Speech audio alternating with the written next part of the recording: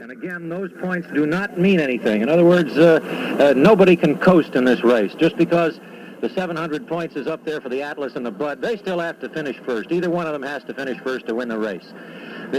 Because of the fan plan, these points were only meaningful in establishing which boats would get into the championship race.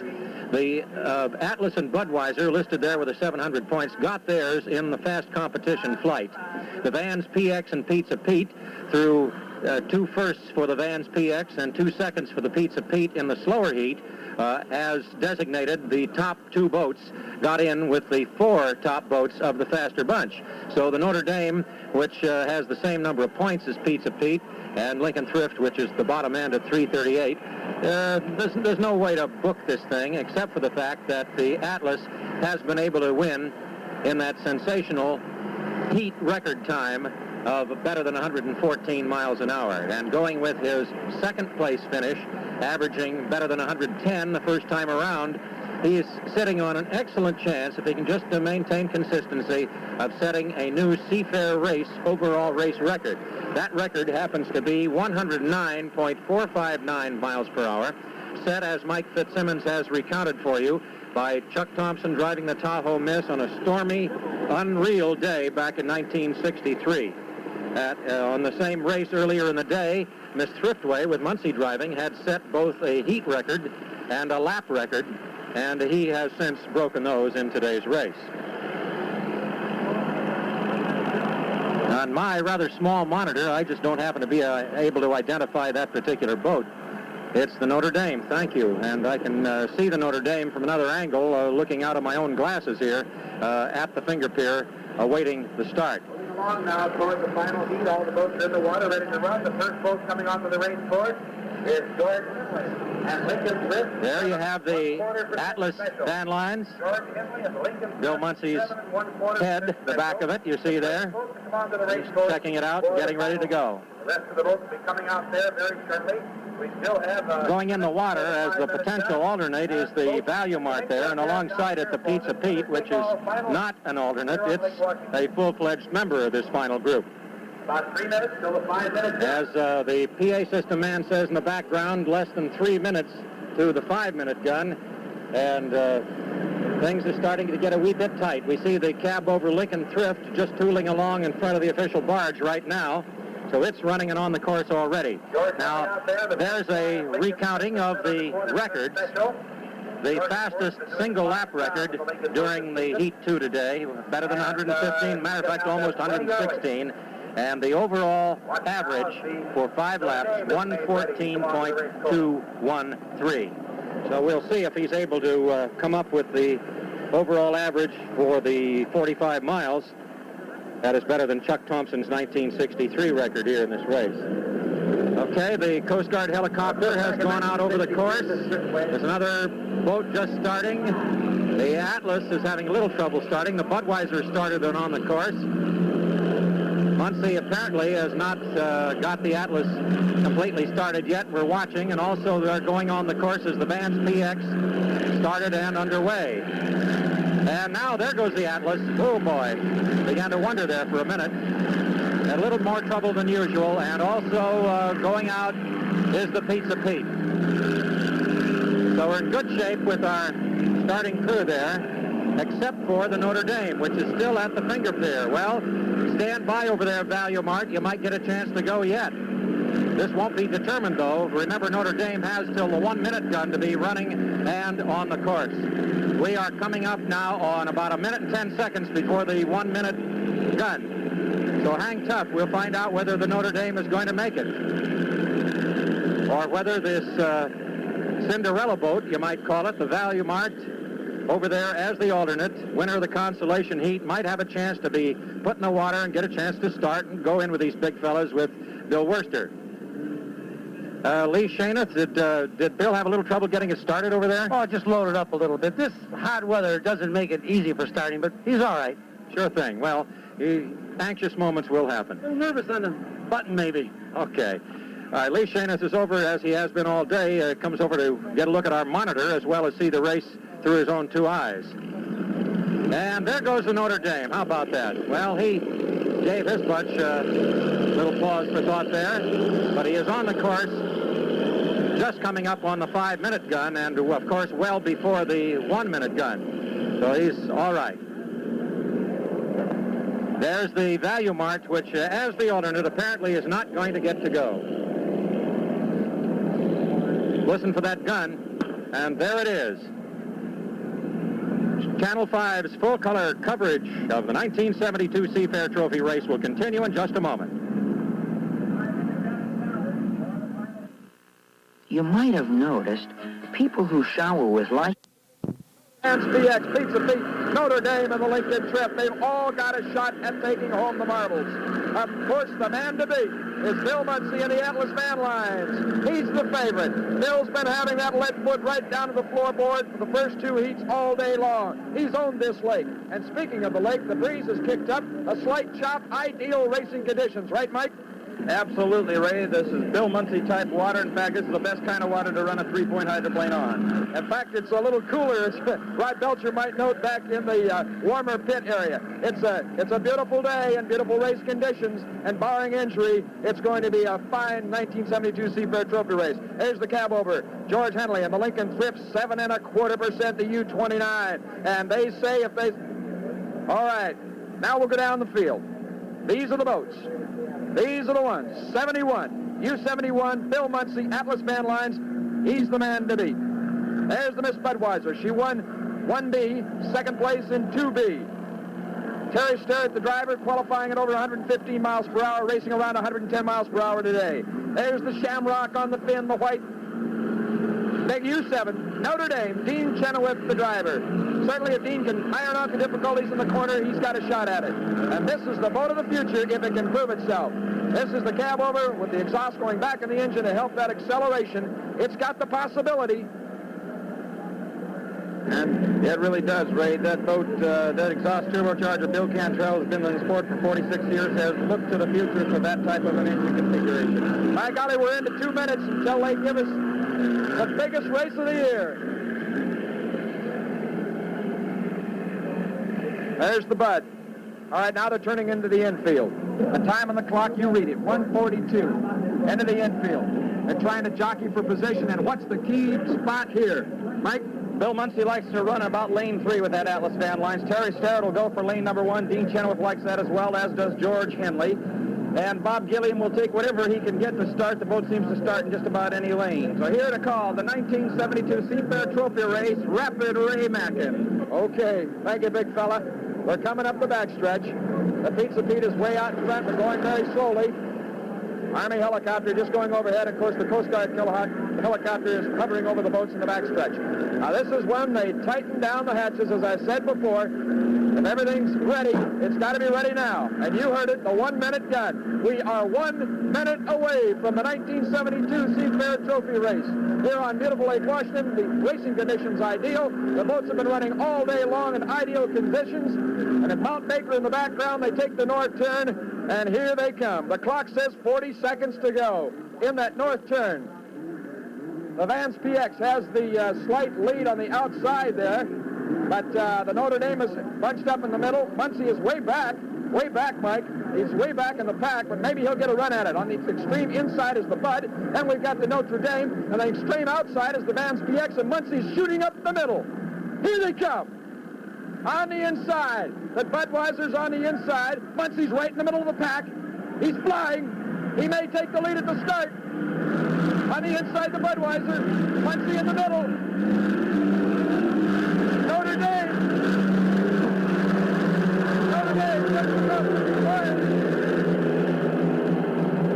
Here they go into the south turn. It's anybody's boat race. The Pizza Pete is in the middle. The Atlas is in the middle. The Notre Dame took it across the starting line. Way on the outside is the Vans PX. We got a boat race. 4-1 going right down into that turn. And you see it right there on King into the corner. That's Muncy and the Notre Dame. The Notre Dame is coming out of that corner, number 1, it looks like. On the outside is Muncy. Notre Dame, Muncy, Notre Dame, Muncy, Muncy, Muncy, Muncy.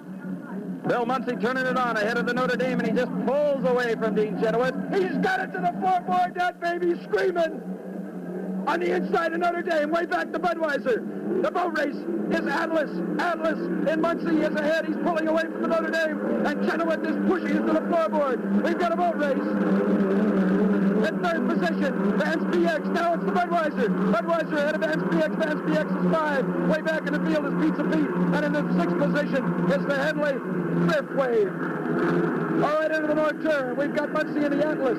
That's a Thriftway. I'm in the Lincoln Thrift. The Thriftway isn't racing in this one. We've got Muncie, who used to race the Thriftway, in the Atlas, out of the north turn. Lap number 1. Muncie in the lead, cutting that buoy perfectly, and that boat is riding magnificently, Mike.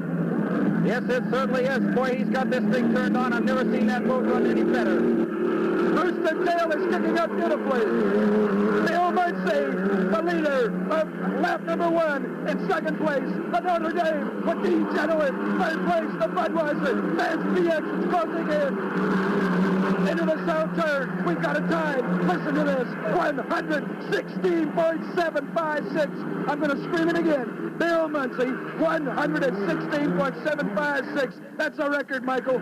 That's a new record, and that is fantastic speed. That is really unbelievable speed. The second place boat, nearly 6 miles per hour slower. The Notre Dame, 110. Bill Muncie, 116.756. Into the backstretch. Muncie kicks it in. Here she comes, zooming up the backstretch. Bill Muncie in the Atlas, U71. He's got the national championship in his pocket. He's got E2B in his pocket. He finished second in 1B.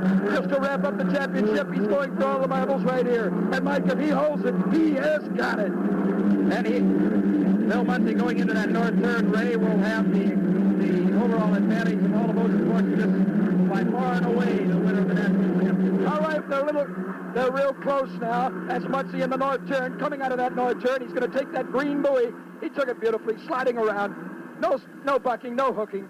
The boat's riding beautifully. The motor's humming. The Roostertail's flying. Going into the north turn. And the second place position, you see the big wide margin he's got. If he can hold it there, he's got it all the way. The second place boat way back is the Notre Dame, which has cornering problems. That's Notre Dame. You see the first one coming out and way on the outside. Not too far back is the Vans BX. And way hidden in the Roostertails, really close, is the Miss Budweiser. And way back is Pizza Pete and the Lincoln Thrift. Bill Muncie into the south turn. We've got a time again, 116.129. 116.129. Bob Gilliam just about leaped about 20 feet out of the water coming out of the north turn in the Pizza Pete. Boy, he's really got that smoking as he races the Lincoln Thrift with George Henley. Okay, there's Notre Dame, the second place boat going into the south turn. And he's got 2 people right on his rear, and that's the Budweiser and also the number 3 boat, the Budweiser. All right, we're looking at the leader. This is the third lap, lap number 3. When he passes this mark, and he did, we're halfway through. We're halfway home, and he has stretched out 1/8 of the racetrack distance between the second place boat, the Notre Dame. The third place boat is Vans BX. The fourth place boat is the Budweiser. And all right, you're looking at the difference between second and first. Between first and second, Muncie scooting around the north turn with Lake Washington floating bridge in the background. He's kicking it down towards the line. He's got the boat flying. He's got it under control. If he can hold it, he's got it. The second place boat, the Notre Dame, is just now going into the north turn. There's a hefty challenge going on by Vance BX and Lee Borgeson to catch it.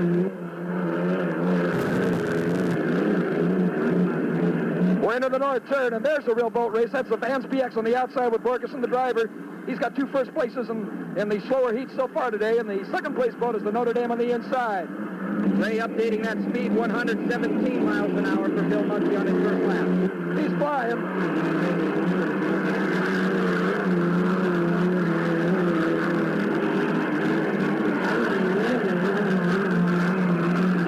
You're looking at the Atlas fan line. That's the Notre Dame in the south turn, going around the green buoy. Muncie is halfway up the backstretch, stretching out that lead over the Notre Dame. That boat running so superbly, Ray. I don't think there's a boat could touch him. If he doesn't blow now, Bill Muncie will just take it all, just going away. Okay, running down heat number 3.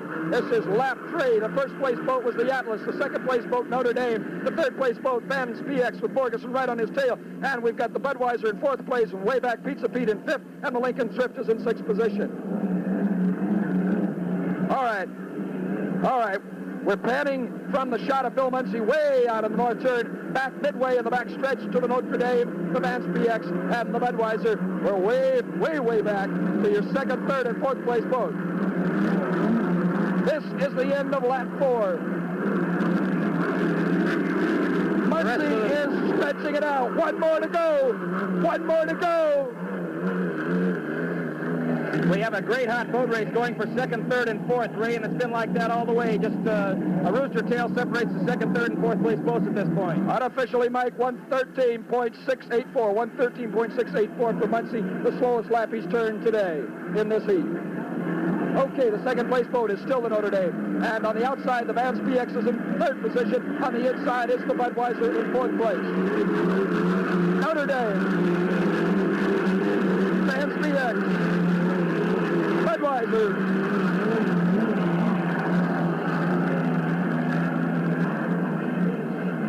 There's Big Bill. He's got his foot down on the floorboard, and the U-71 is responding like he owned it, which he might. He just might.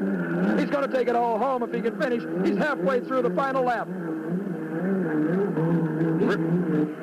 Coming up to the north turn. If he can hold it, it's his. Bill Muncie kicking into the north turn. One more turn to go. He's led all the way. There's your winner, if he can make it. And the Atlas crew can cross their fingers now, because here he comes. The checkered flag. The checkered flag is out. Bill Muncie's coming in real close to the barge at this point. Oh, look at him come. You reach out and touch him. Woo! He's flying. He knows he's got it. He can coast in now. He's a winner. And look at this race for second, third, and fourth in that north turn behind Bill Muncie. The Budweiser Okay, challenging there very it is. tightly. We've got a dogfight for second place coming out of that turn. Of course, the Notre Dame, which has been in second place all the way, but right on its tail, the Vance PX, and on the inside, the Budweiser. Here they come. Can the Vance PX take the Notre Dame? I don't think so, because Chenoweth's got fire under his foot. Second place, Notre Dame. Third place, Lee Ferguson and the Vance PX. Budweiser, 4, 2, 3, 4. Notre Dame, Vance PX, and the Budweiser. Your winner, Atlas Van Lines with Bill Muncie. Still out on the course, the Pizza Pete with Bob Gilliam in fifth position. And back in the sixth position is George Henley in the Lincoln Thrift, having definitely some problems. So if we get these two boats in, Mike, another year on Lake Washington. It's been 1951 since somebody's lost their life here. And not only is the weather good, but the racing conditions are also perfect, but also somebody up above those clouds is looking down on these drivers today. That's for certain, Ray, as we see the Pizza Pete finish fourth place. Bob Gilliam had handling difficulties riding in the rugged water left by the first three boats, as you see Bill Muncie cruising up the log boom, slowly waving to everybody on the log boom. He's a very happy man, the national champion, and going out like a winner, winning the Seafair Trophy as well. The race is now officially over as George Henley in the sixth place boat, the sixth place boat, the Lincoln Thrift 7.25%, crosses the line. Back to Rod Belcher in the pits. Rod? Well, I have the manager of the Atlas Racing team with me, an extremely happy Lee Shanath, who had an easy time winning the national championship, and I guess he was just sweating out. Well, what were you sweating out during this last one, Lee? Well, that we'd stay together because Bill was running awful hard from the speed you were giving me. He wasn't taking it easy by no means, and it was a great race. I'm thrilled that we won it, and watching the boats out there, it was a good show, I believe, for the spectators. And a great race for second, third, and fourth in that last section. Oh, yeah, that was fantastic. Just wonderful. Blake Borgeson brings the boat out of retirement, did a fantastic job. I thought it was just a wonderful race, a great day, and I'm thrilled. And you've got a new race record in the speed. Well, I would imagine we must have a lap, heat, and maybe race record too, eh? Absolutely, so not too bad. Beautiful. Lee, we'll let you get back with Bill and the rest of the crew. Congratulations again. Thank you, and thanks for everything. Okay. Lee Shanath. Gentlemen, we have the 9th Infantry Band from Fort Lewis playing, and we're going to have the gathering the clans for the awarding of money, prizes, trophies, and what have you very shortly. And I'm having trouble hearing instructions, if any are being given to me at this point. So bear with me, gentlemen. All right, back to Ray McMacken on the barge. Thank you, Rod, and there's your winner. There's your winner.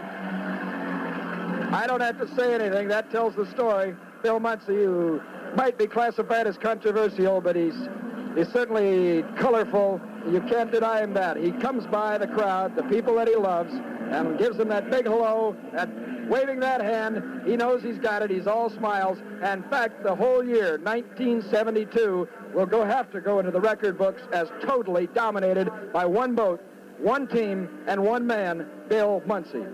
Ray, there's no doubt about it. Bill Muncy won 6 out of 7 races in 1972.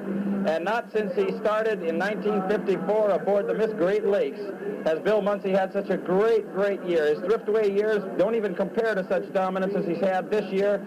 And Muncy's done such a fantastic job over the years. This marks number 35 in a career if you have to pick a Babe Ruth for unlimited hydroplane racing, everybody else must set their sights to try to beat a record. Bill Muncy is certainly just stringing it out, practically an unbeatable man in the history of unlimited racing. Well, Rod, he'll be coming into you, and I know we'll have the microphone right in front of Bill as soon as he hops out of the boat. And it's going to be nice just to sit out here on the barge and listen to what Bill has to say. Ray, they shot flares up just moments ago. Bill is dancing around all the course to wave hello to every one of his friends. He's such a happy guy. They had to shoot the flares up to tell him to get off and come home. He's going to run out of fuel if he doesn't. Well, this is the final race. If they're going to penalize him this year, there's nothing they can do to him. That boat is 4 feet off the water, my friends. That picture is an optical illusion because the driver and the boat are walking on water. He's up there. He's flying. This guy's happy. There hasn't been a better performance by an unlimited hydroplane on Lake Washington that I can remember, and I've seen them all, Ray. Bill Muncy drove so superbly today. The conditions were just fantastic. Look at that. I'll be darned. Ray? Yes, sir. This Rod. Did you get any heat speed and overall race average speed yet? Well, unofficially, we have 114.5. That's an unofficial. For the entire race? That's unofficial, Rod. We haven't gotten the official times down as yet. Well, what I'm asking is, that's the entire race you're giving me, 114? Yes, that's Muncy's average for the entire heat, this final heat. We're getting the race average just momentarily. All right, let's go now to pit reporter Mike Rhodes. Well, thank you, Rod, and this is where the action is. Bill Muncy has just coasted into the pits, and Lee Shaneth is giving him, Bill is giving Lee Shaneth a big hug. Thanks, boss, for the boat, I think he was saying, something like that. I wanted to have you ask Lee Shaneth if he ever knew Bill Muncy to take it easy. Lee is out here. I'll ask him myself, Rod, because I think the two of them will be in. There's a big bear hug for the crew chief. This is one happy group of people. There's the big bottle of Gatorade or whatever it is that Bill likes to devour when he comes in out of one of those hot races, and they're all aboard the Atlas Van Lines now. As soon as he comes aboard the Finger Pier, I'm sure he'll come over and we'll get some words from him. I forgot to bring his crown. Somebody should have a crown for Bill Muncy. He has truly walked away with everything in the racing world this year. There's no question about that. And I'm going to ask him where he wants to go next year, and I doubt if he knows. Bill, get over here. Little Gatorade, and Bill will be here. Bill, I forgot your crown, Bill, but I tell you, I'll have it for you by the time you get home. Oh, that was wonderful. Wasn't that marvelous? Anything else you can take? Hey, I don't know. I know there's some fast boats in our sport, but ours certainly should be considered as one of the fastest. Bill, I've heard a rumor that you can walk on water. Anything like that? No, my wife can. Say, that was one of those traditional bunched-up starts. Hey, that was a groovy like start. It was a ball at the starting line. Who was and your everybody pressure? there were sure 4 boats all lined up. We just stabbed and steered and turned left. We got there as quickly as we could in the first corner. And I think we got there a little quicker than some of them, but not really quick. I heard Lee Shannon say you never slowed down a bit. I've never known you to slow. Lee, that was a silly question. You never slowed down. So when did you figure you could slow down a little bit? Oh, I never slow down when the guy running second place is Dean Chenoweth. I see. You keep it turned on. He's sort of sneaky Pete. He'll hide in my Roostertail and then turn on that other 10 mile an hour he's got. After a guy has done this year what you have done, what's next?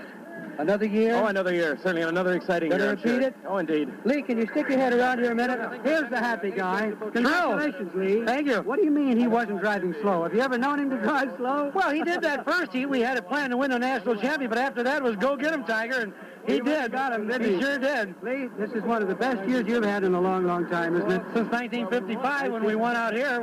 First time we won here, first time we won the Gold Cup, first time we've been national champs since then. You were the jockey that time, though. Yeah, I beat him, too. Yeah, you sure did. The thing has come a full circle now. Yeah. Well, now who would ever thought 10 years ago that Bill Muncie would be driving my boat and winning Seattle? Yeah. Huh? that's really unheard of. Well, Lee, congratulations to you and to Bill and to the whole group. And we're going to be back fatter next year. Bigger, stronger, and faster. How can one get fatter? Oh, I take that back. One race got away from you, right? That's right. All right. You get that race next year then. Well, we're going to work hard this winter. We're going to pretend Pay and Pack beat us today and work hard getting ready. Psychological, right? That's right. Put that old edge up there. Do you have any plans for new boats at all? Or are you going to stick with this one for a season or two? We're going to stick with this for next year, but we do have some ideas that we might start building one for 74 it would be. But we'll race this in 73.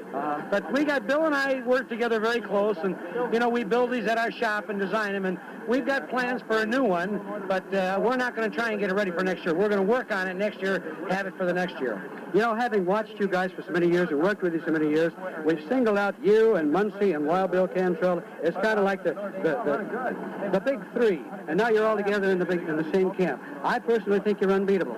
There's a lot of experience when you put the three of us together, and I think we kind of proved it this year. Last year, the boat was new, and I thought we had a good year. We won 2 races. We set a few records. We performed well. But we did our winter's work this year, and it proved it. Lee, out of deference to Wild Bill, could you, on the next boat, put just a little half-inch high Confederate flag somewhere underneath the sponson, any place, but put one on there? If Bill wants it, he can have it. He can have it. That's right. Well, I want to congratulate you again, Lee. Thank you. Good seeing you. Good having you out here. Wonderful competitors, and we're looking for next year, and I hope you wish the best of everything for you. Thank you. Lee Shaneth, one of the greatest competitors this sport has ever known, and as he says, he and Bill used to battle it out, each in their own cockpit, and now they're in the same camp. And with Lee Shaneth and Wild Bill Cantrell and Bill Muncie, I think it'll be a long time before you find a combination that'll beat him. Unless it's Rod Belcher and whomever he wants to talk with. Rod? Well, Mike, I don't want to talk with anybody right now. What I do want to say is that we will be back with more live from the shores of Lake Washington in just a moment.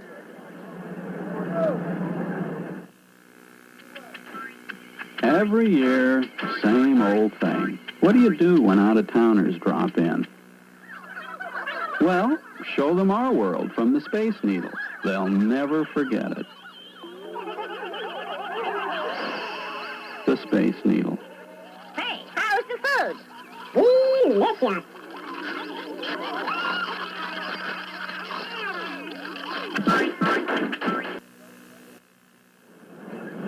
It's all over but the extreme wrapping up, and to start doing that, here's pit reporter Al Call with the Notre Dame.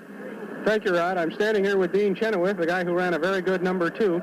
Dean, you had some problems out there. You told me that it was vibrating a bit.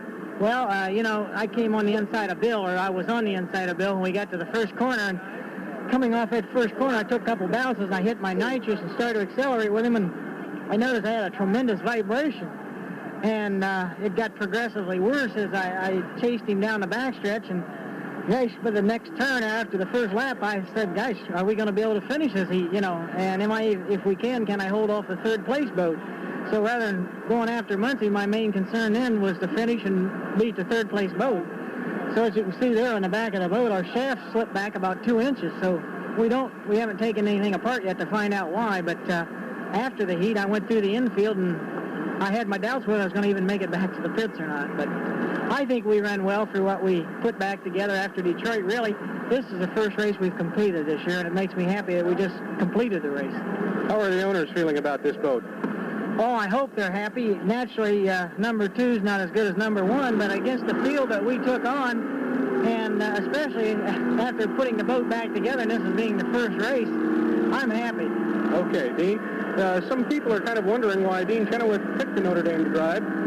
Seemingly, you could have had your pick of boats, but you picked this one. Why? Well, the Notre Dame came with this new Jones hull, and I thought it was going to be the up-and-coming hull, and I was very impressed with the boat, and when Mrs. McDonald decided to to go with Jones. I thought, well, gosh, I've had 2 national championships, and I've been very lucky over the years.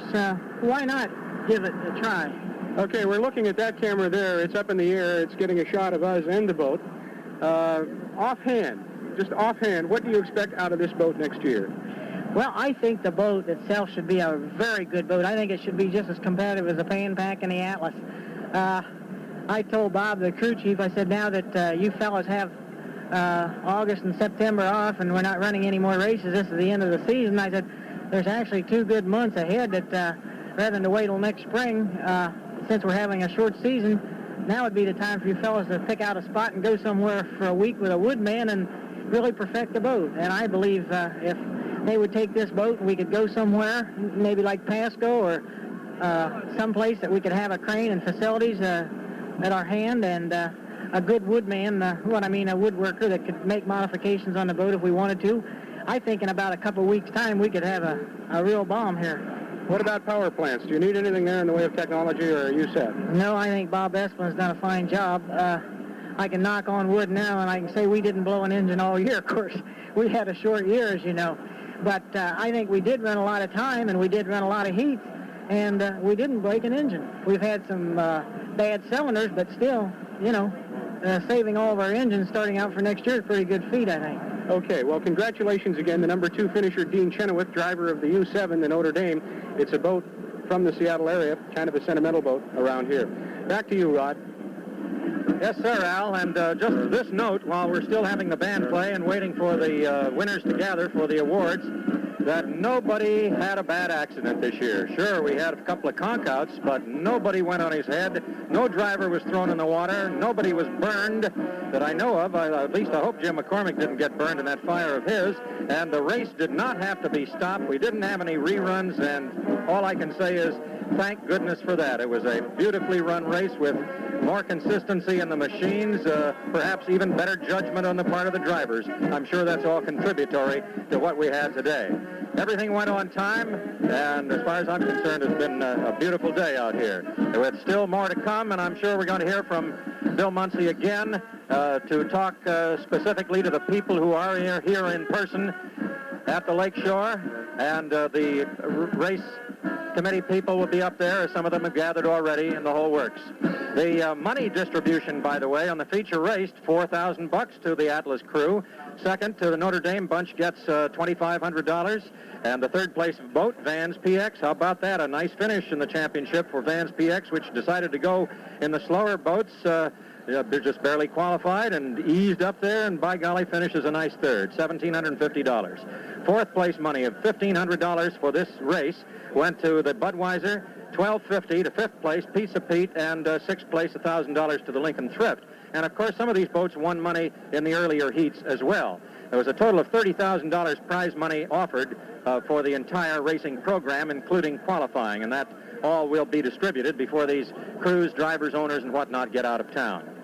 And isn't it interesting, too, that when we've had all this good weather all day, that the least little bit of wind came up and gave them a chop so Bill could run that extremely fast heat in the last one to set, I'm sure, a race record. And also that right now it's getting so windy that Doctor's Hospital for observation and possibly going into labor. And she, in turn, had come off the log boom before that, one of the boats out there. She was examined at Doctor's Hospital. It was determined that she was in the early stages, and she is going to be taken to her home hospital in the city of Bremerton, which we have determined she's from, and it looks like everything's going to, if you pardon the expression, come out all right. And she will be there tonight, and I think the birth of the baby is a little bit in the future. Incidentally, here, I had a chance to talk with a couple of our reporters who've come in from their wandering assignments, Marty Wyatt and Al Call. And Marty was kind of our rookie on the crew this year, and he told me he really enjoyed it. So, Marty, just what were your experience as a first-year man? Well, Rod, really, my experience basically was just trying to negotiate and find out what was happening. This is the first time I've really seen one, so I really enjoyed it, and the excitement is something that is real. Okay, Marty, and now here's Jim Greenfield of the Seafair Race Committee, who is introducing well, whatever is going to go on right now up there. So let's go right to him. Today, your General Race Chairman, Jim Sterrett. I've got mixed emotions about this race today, but I just can't tell you how happy I am that it's such a safe race. I can't remember how long it's been since we haven't had a restart, or we might have had a boat in the water. And I just can't tell you, people, all your cooperation, happy it makes me. And I know my committee is extremely exercised over what happened today. We had just terrific cooperation from all the participants. Everybody working to put this show on worked just 110% with our committee. And I know for me and my committee, we thank you real heartily. Right now, I'd like to introduce the Managing Director of Seafair, Arden Agater. Thank you, Jim. It's a great privilege to have Atlas Van Lines, an honor to have Atlas Van Lines win this race. But above all, I would like to take this opportunity to thank a few people who made this race possible. And of course, when you start thanking people who made this race possible, you've got to talk about Jim Sterrett first. Jim is our general race chairman. Let's have a round of applause. Here's a fellow that did a great job for us. Then it would take me a half an hour to go down the rest of that hydro committee, but there's about 500 people, Willie Coombs, all the rest of them out here in front, that really make this race go. The fan plan proved itself today. I think we had a great race. We're proud to bring the race to all these people in the Pacific Northwest. We'd just like to also remind you that Seafair is sponsoring a $25,000 Salmon Derby on September 9th and 10th. Just another great event brought to you by Seafair. Jim, thank you so much. Next, we didn't have too many problems today. I want to introduce to you Commandant of the 13th Coast Guard District, Joe McClellan, who really had a pleasant day today. Win a race. They did it yesterday. I wouldn't have given us a 5-2 chance that we glue anything together enough to go this whole race as hard as we've been able to go.